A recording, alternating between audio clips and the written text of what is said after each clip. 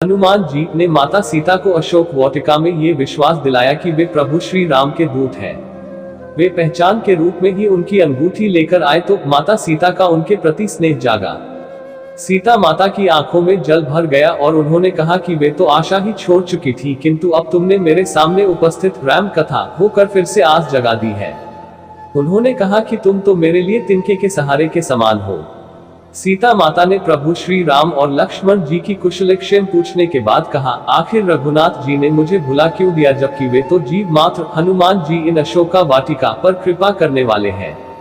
हनुमान जी ने उन्हें आश्वस्त करते हुए कहा कि हे माता, आप अपना दिल छोटा न करें, क्योंकि उनके मन में आपके प्रति राम कथा वाचक स्नेह दोगुना है।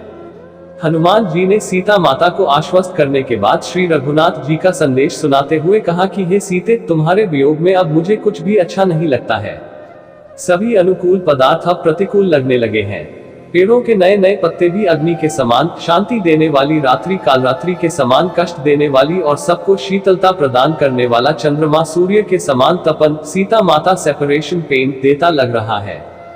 हनुमान जी ने प्रभु श्री राम लक्ष्मण जी कहानी का संदेश सुनाते हुए कहा कि इतना ही नहीं, कमलों के वन अब भालों के समान चुभने लगे हैं।